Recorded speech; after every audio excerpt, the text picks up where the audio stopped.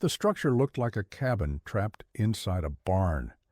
That's what people said when they saw what Gunnar Thorsen was building on the high plains of Wyoming Territory in the autumn of 1886. While every other homesteader was finishing their cabins and preparing for winter in normal ways, Gunnar was constructing a second building around his cabin, a larger structure that completely enclosed his home like a shell around an egg. They called it Thorsen's Fortress. They said he was building a barn with his house inside it. Some suggested he was so afraid of the wind he was trying to hide his entire cabin from it. Others just shook their heads and muttered about Norwegians who didn't understand that you build one structure, not two. The consensus was unanimous. Gunnar Thorsen was wasting lumber, wasting time, and wasting effort on the strangest construction project anyone had seen. Gunnar just kept working, board after board, timber after timber, building his outer structure with the same care he'd used on his inner cabin, creating a gap of 8 feet between the two buildings, leaving his cabin sitting in the center of a larger protective shell that seemed to serve no purpose anyone could understand. The outer structure wasn't a barn. It had no animal stalls. It wasn't a storage building. It had minimal storage space. It was simply walls and a roof creating a buffer zone around Gunnar's cabin, an 8-foot gap on all 4 sides. Empty space that his neighbors considered the most extravagant waste they'd ever witnessed. All that lumber and labor just to create emptiness around a perfectly good cabin. Gunnar was 51 years old, a Norwegian immigrant who'd spent 20 years in Iceland before coming to America. He was tall, weathered, and quiet. He spoke English well enough, but preferred to let his work speak for him. And his work, this double structure, was speaking volumes to his neighbors. Unfortunately, what it was saying, they thought, was that Gunnar had lost his mind. The mockery started in September when the outer structure began to take shape. His nearest neighbor, a rancher named Tom Bradley, whose land adjoined Gunnar's to the east, rode over to investigate. Bradley was a Wyoming native who'd lived through 20 winters on the plains. He considered himself an expert on frontier construction. What he saw at Gunnar's claim made no sense. "You building a barn around your house, Thorsen?" Gunnar looked up from his work. "Not barn, is windbreak, shelter." Bradley frowned. "Windbreak? You've got a cabin. That's your shelter. What's all this extra building for?" Gunnar tried to explain. "The wind here is very strong. In winter, wind makes cold worse, much worse. This outer building stops wind before it reaches cabin. Keeps cabin warm." Bradley laughed. "The cabin's got walls. That's what keeps the wind out. You don't need another set of walls 8 feet away. That's just foolishness." Gunnar shook his head. "You will see when winter comes. Big wind, blizzard. This structure will make difference." Bradley rode away, shaking his head. "Wait till the others hear about this. Thorsen's building a house around his house to keep the wind out." Word spread quickly through the scattered homesteading community. "That Norwegian fellow up on the North Ridge, he's doing the craziest thing, building a whole second structure around his cabin. Says it's for wind protection. Must think Wyoming wind is worse than it actually is. Going to waste a fortune in lumber for nothing." Within a week, Gunnar's construction project had become local entertainment. People would ride by just to see the box around the cabin. They examined the 8-foot gap, the sturdy outer walls, the careful construction. They couldn't understand the purpose. A few thought maybe he planned to fill the gap with hay or straw for insulation. But Gunnar had no such plans. The gap would remain empty, just air and space. By October, the outer structure was nearly complete. It stood 12 feet tall, about 4 feet taller than Gunnar's cabin. The roof was solid, well-built, sloping to shed snow. The walls were tight board construction, well sealed against wind. There were doors on the east and south sides, creating an airlock entry system. You passed through the outer door, crossed 8 feet of empty space, and then entered the cabin itself. The structure's footprint was massive. Gunnar's cabin was 20 feet by 16 feet. The outer building was 36 feet by 32 feet, creating that 8-foot buffer on all sides. The amount of lumber required was staggering.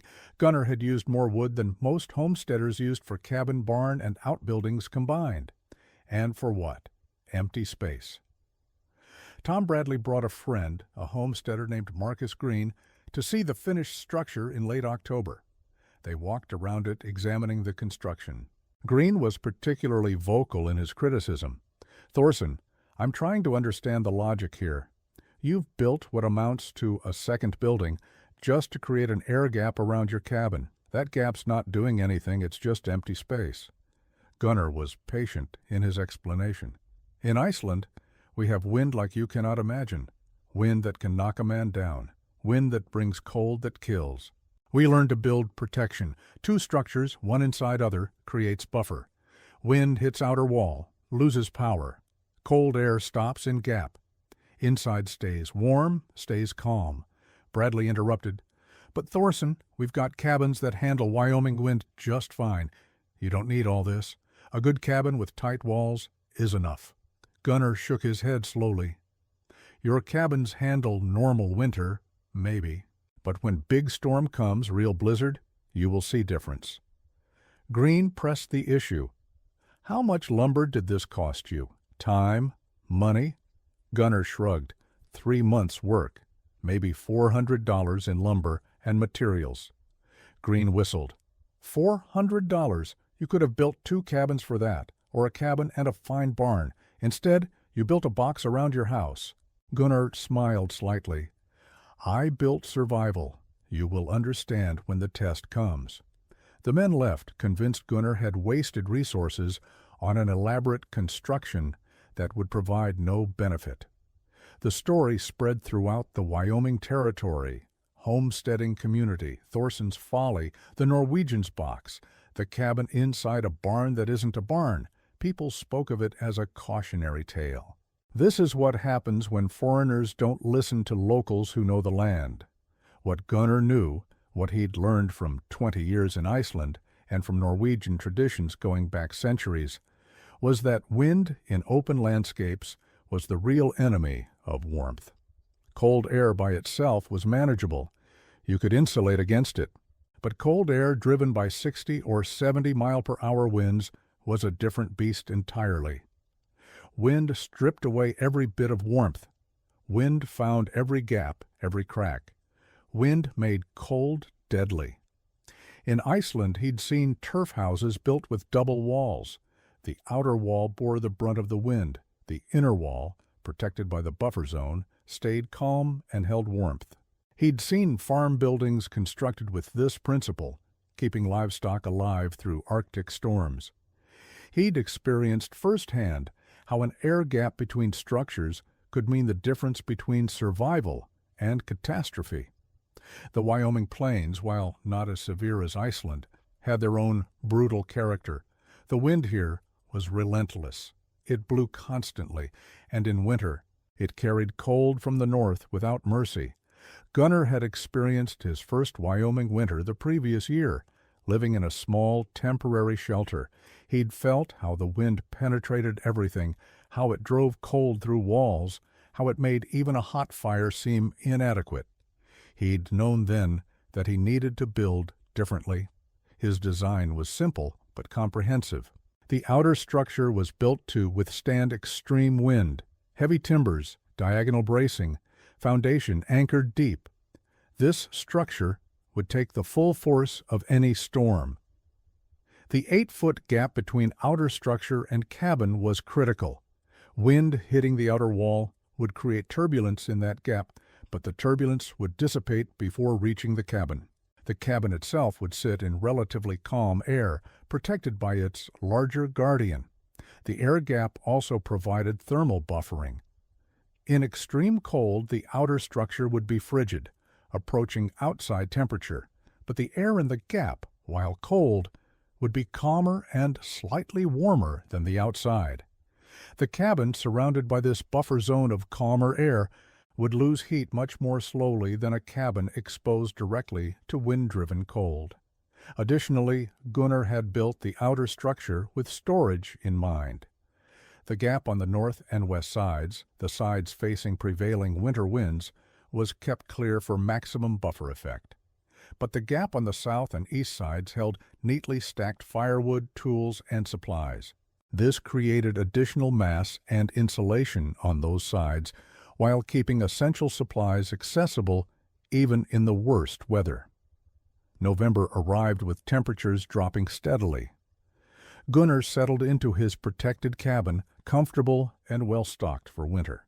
His neighbors continued their preparations, cutting firewood, storing supplies, hoping the winter would be mild.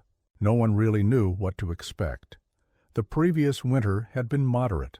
Old-timers spoke of harsh winters in the past, but for many homesteaders, this would be only their second or third winter on the plains. Early December brought the first real cold. Temperatures dropped to 10 below zero, wind gusted to 40 miles per hour.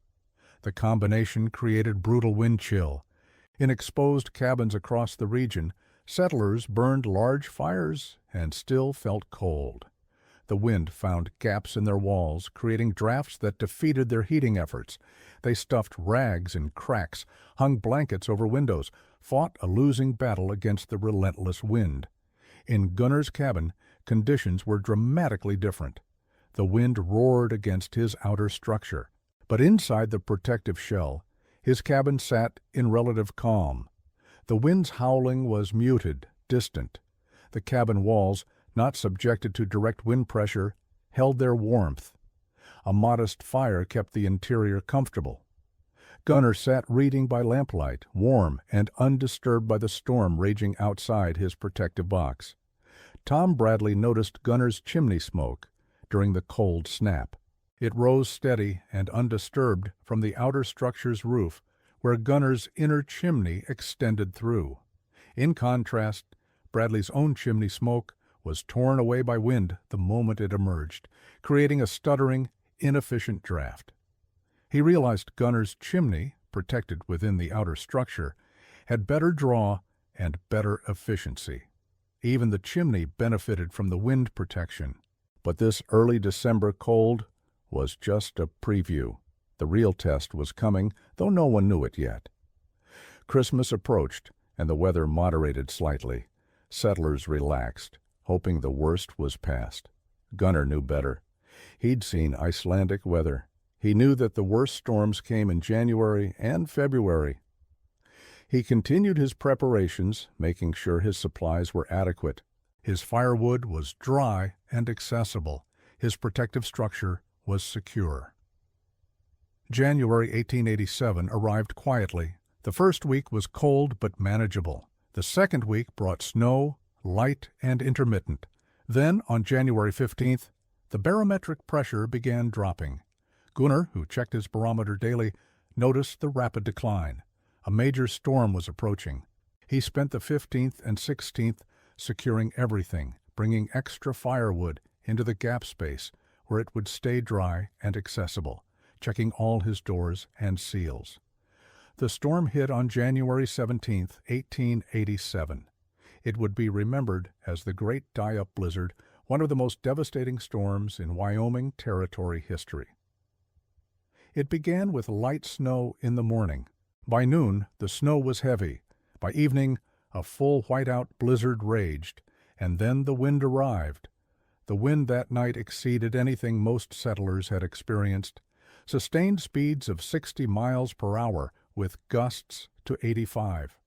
The wind drove snow horizontally, creating drifts that buried structures. It found every weakness in every building, exploiting gaps, tearing at poorly secured boards, creating a screaming, relentless assault that lasted 3 days. In cabins across Wyoming Territory, the situation became desperate within hours. Tom Bradley's cabin, which he'd considered solid and well-built, shook under the wind assault. The walls creaked and groaned. Snow found its way through gaps he didn't know existed. The temperature inside, despite a roaring fire, dropped to 20 degrees. His family huddled together, burning furniture when their accessible firewood ran out, terrified the cabin would collapse. Marcus Green's situation was even worse. His cabin was older, and the wind found numerous gaps. Snow accumulated inside, blown through cracks around the door and windows. The interior temperature dropped to 15 degrees. His fire, constantly interrupted by gusts coming down the chimney, barely stayed lit. His family wore every piece of clothing they owned and still shivered uncontrollably. Throughout the territory, the story was the same. Cabins that had seemed adequate were failing.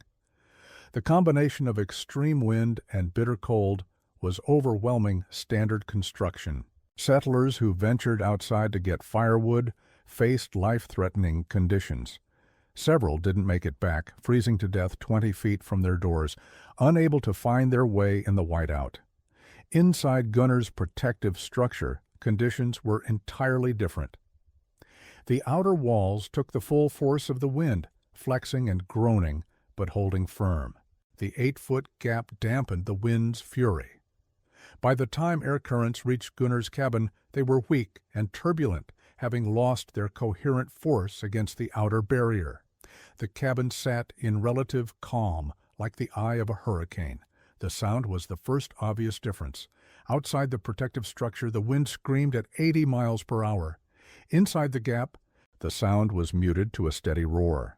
Inside Gunnar's cabin, the sound was further reduced to a distant howl, like a storm far away.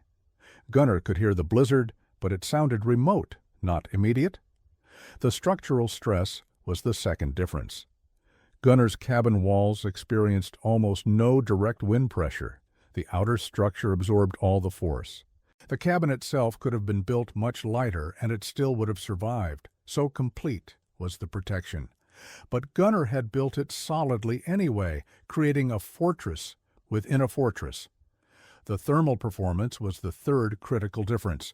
Wind-driven cold penetrates construction in ways that still cold cannot. The wind chill factor, while not a term Gunnar would have known, was a real physical phenomenon. Wind accelerated heat loss from surfaces. It created pressure differentials that forced cold air through tiny gaps. It defeated insulation by creating convective loops. Gunnar's cabin, shielded from direct wind, lost heat primarily through conduction and radiation, not convection. This was a much slower process. The buffer zone of calmer air in the gap, while very cold, was nowhere near as effective at stealing heat as the wind-driven air outside. The cabin walls stayed warmer. The interior held its heat. A modest fire maintained comfortable temperatures. If you're fascinated by survival wisdom that could save your life in extreme weather, make sure to subscribe to the channel. We explore forgotten techniques and knowledge that kept people alive when modern technology didn't exist, and failure meant death. Hit that subscribe button so you don't miss the next story. On the second day of the blizzard, Tom Bradley made a desperate decision. His firewood was nearly gone. His cabin was so cold his children were showing signs of hypothermia. He could see Gunnar's outer structure from his window, barely visible through the blowing snow. It was 200 yards away. In good weather, a 3-minute walk. In the blizzard, it might as well have been 3 miles. But Bradley had no choice. He bundled himself in every layer he could find, tied a rope around his waist with the other end secured to his cabin door, and pushed out into the storm. The wind hit him like a physical blow, nearly knocking him down. The cold was searingly intense. He couldn't breathe facing into the wind. Snow filled his vision. He oriented toward where he thought Gunnar's structure stood and began struggling forward. The journey took 45 minutes. Bradley fell multiple times, disoriented by the whiteout.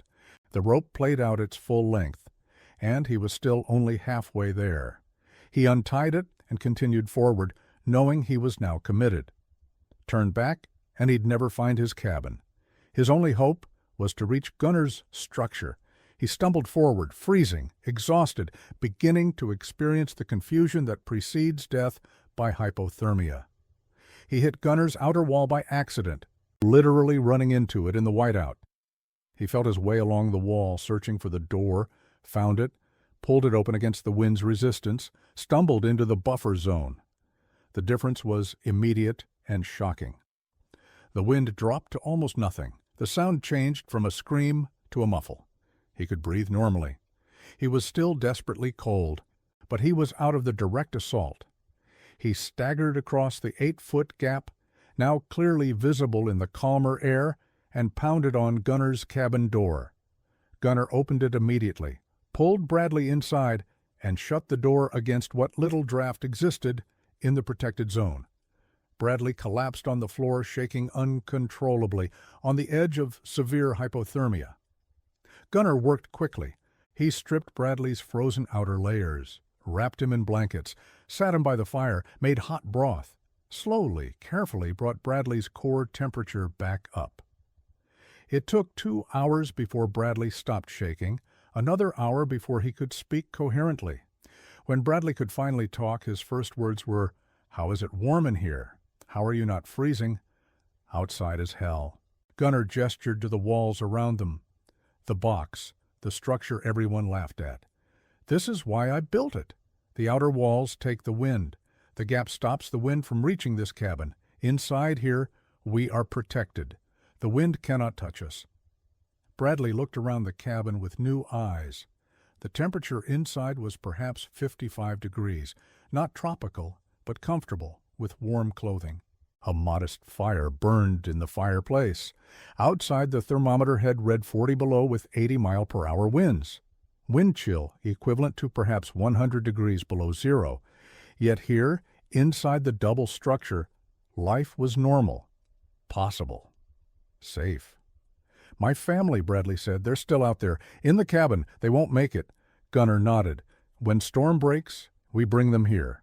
Until then, they must survive as best they can." Bradley started to protest, then realized the truth. Going back out would kill him. The storm was too severe. All he could do was wait and pray his family survived until rescue was possible. The blizzard continued for another day and a half. Bradley spent that time in Gunnar's cabin, warm and safe, while his family fought for survival 200 yards away. The guilt was crushing, but Gunnar reminded him repeatedly, "You could not help them by dying. When this ends, you will bring them here. They will survive because you survived to help them." On the afternoon of January 19th, the wind finally began dropping. By evening, it had decreased to 30 miles per hour, still strong, but no longer the howling monster it had been. The snow had stopped. Visibility improved. Gunnar and Bradley prepared to make the journey to Bradley's cabin. They crossed the buffer zone, opened the outer door, and stepped into the aftermath. Snow had drifted against the outer structure in massive piles, some 15 feet high. The landscape was unrecognizable, sculpted into bizarre shapes by wind and snow. But Gunnar's outer structure had held perfectly, breaking the drifts, protecting the cabin within. The area immediately around the outer building was relatively clear, the wind having scoured it clean. They fought through drifts to Bradley's cabin. The structure still stood, but barely. Snow had piled against one wall so high it nearly reached the roof. Boards had been torn loose on the north side. The door was blocked by a drift. They dug for 20 minutes to clear the door, then pulled it open. Inside was a scene from a nightmare. The cabin was full of smoke, the fire having been poorly vented due to snow blocking the chimney.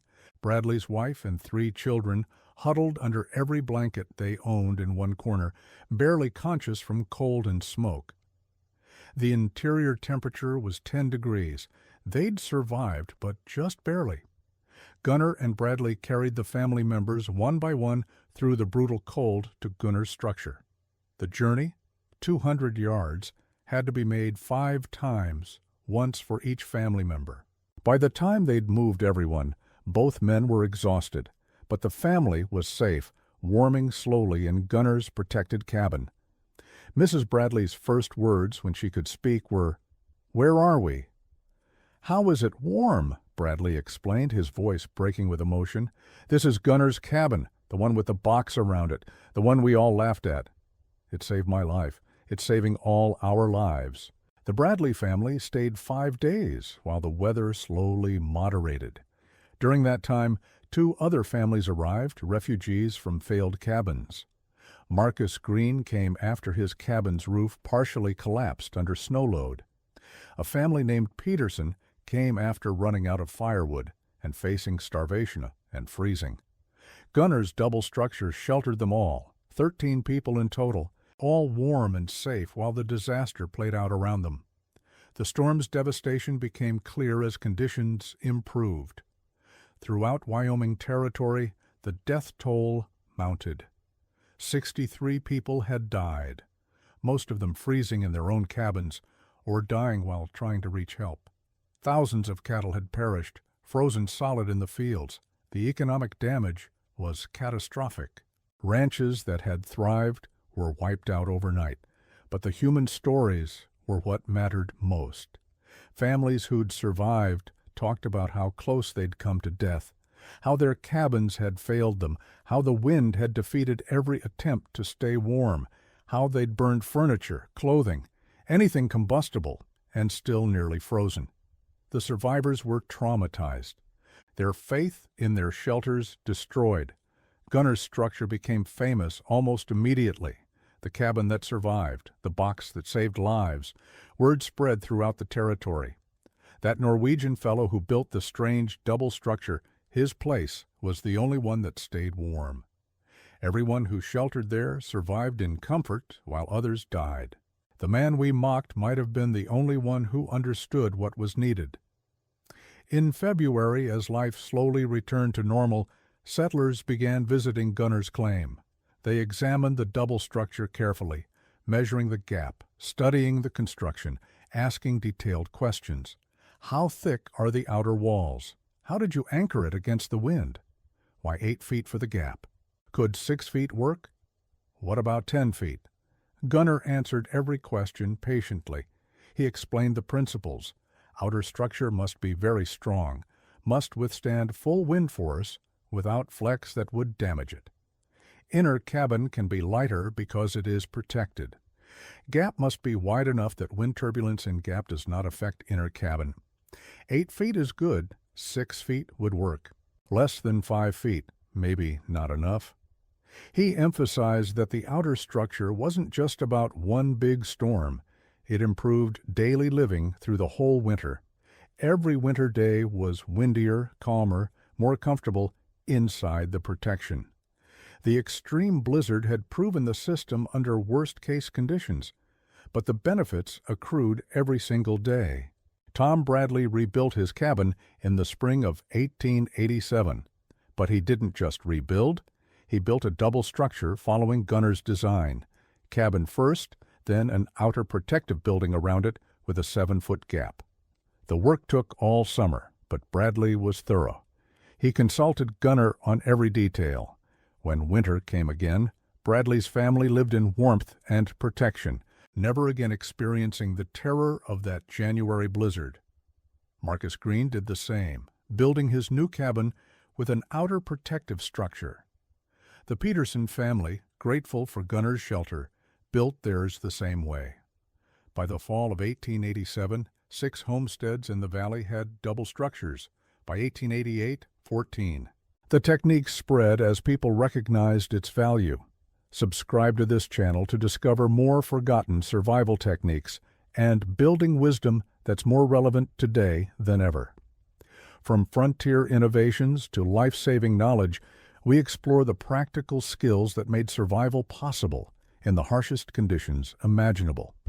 Don't miss the next story. Hit subscribe now. The construction method evolved as builders experimented.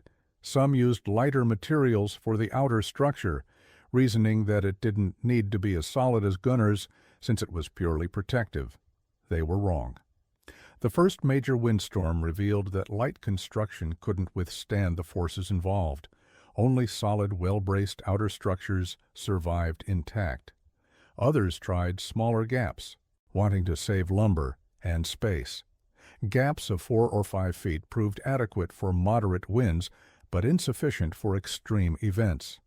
The consensus settled on 6 to 8 feet as optimal, enough protection for worst-case scenarios without excessive lumber use. The entry system became standardized. double doors creating an airlock. Outer door faced the prevailing wind to minimize snow infiltration.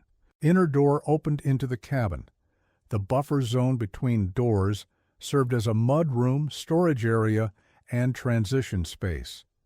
This airlock design prevented heat loss when entering or leaving and kept snow from blowing directly into living space. Some builders incorporated the buffer zone into their working space. They used the south and east gaps for workshops, storage, or even small animal shelters. The calm, relatively warm buffer zone was valuable real estate.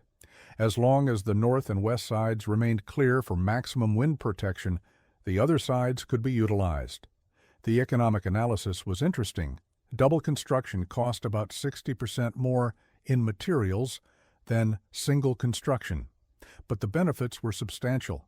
Lower heating fuel consumption, perhaps 30 to 40% less wood burned, better draft for fires due to chimney protection, less structural maintenance because the inner cabin wasn't weathering, more usable space in the buffer zone, better survival in extreme events. The payback period was calculated at 3 to 5 years in reduced firewood costs alone. Add in the value of not dying in blizzards, and the investment seemed prudent. Settlers who built double structures reported higher satisfaction, less stress during winter storms, and greater confidence in their ability to survive frontier life. The scientific principle was simple. Wind creates convective heat loss.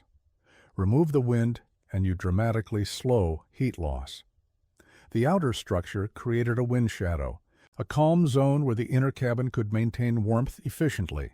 This wasn't complex thermodynamics. It was straightforward physics applied through practical construction. Modern wind engineering confirms Gunnar's intuitive understanding. Bluff bodies in high winds create turbulent wakes behind them. But at sufficient distance, the wake turbulence settles into calmer flow. The 8-foot gap was large enough that the turbulent wake from the outer structure's inner surface didn't significantly affect the cabin. The cabin sat in relatively laminar, calm flow. The thermal benefit was equally measurable. Wind chill isn't just a perceived phenomenon. It's a real increase in heat transfer rate. Wind moving over a surface removes the boundary layer of warmer air, exposing the surface to continuous cold air contact. This accelerates heat loss dramatically. Remove the wind and the boundary layer reforms, dramatically slowing heat loss. Modern testing of wind effects on structures shows that a protected building loses heat at perhaps 40 to 50%, the rate of an exposed building in high winds.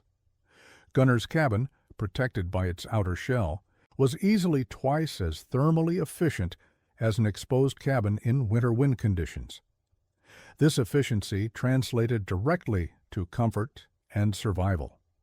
The psychological benefit was substantial and often overlooked. Living through a Wyoming winter in a standard cabin was stressful. The constant wind, the drafts, the cold, the knowledge that a big storm could be catastrophic. This stress took a toll on mental health and family dynamics. Gunnar's protected cabin, and those built following his model, provided peace of mind.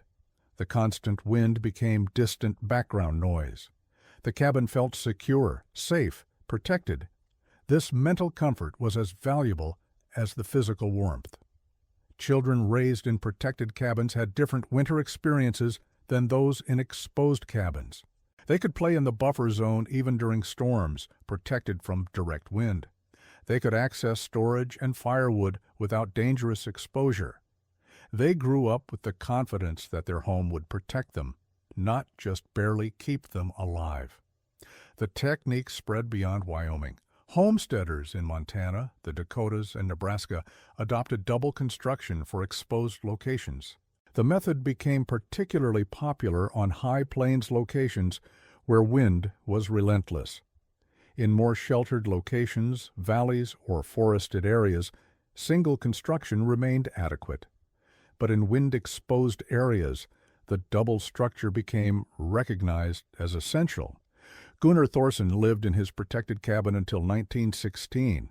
He died at age 81, having spent 30 years in Wyoming. His original double structure stood until 1942, when it was finally dismantled.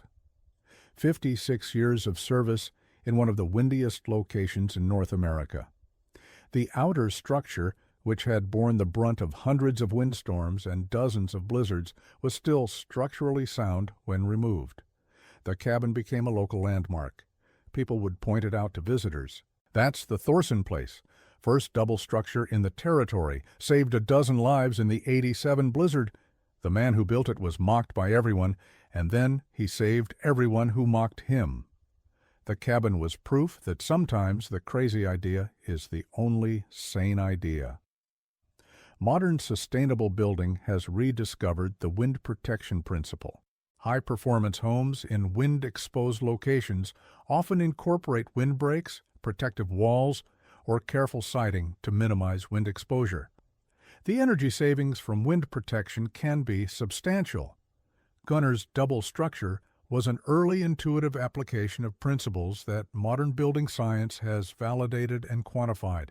The story of Gunnar's box illustrates a pattern in frontier history. People often dismiss unfamiliar techniques as wasteful or unnecessary. They rely on conventional wisdom that may not apply to the new environment. When crisis comes, the unconventional approach is vindicated, often dramatically. But by then, it's too late for those who dismissed it to benefit. Gunnar tried to explain his reasoning. He described his Icelandic experience. He warned about severe storms. He explained the physics in simple terms, but people didn't believe him. They trusted their own limited experience over his extensive knowledge. They paid for that trust with suffering and, in some cases, with their lives. The neighbors who survived learned. They adopted Gunnar's method. They built their own protective structures. They taught others. The knowledge spread because crisis forced people to abandon their assumptions and accept that there was a better way. But the knowledge could have spread before the crisis, if people had been willing to listen to the quiet Norwegian with the strange construction ideas. The economic waste of ignoring Gunnar's knowledge was substantial. The 63 people who died in the blizzard were preventable deaths. The thousands of cattle that froze could have been sheltered in protected structures. The cabins that failed and had to be rebuilt represented wasted labor and materials.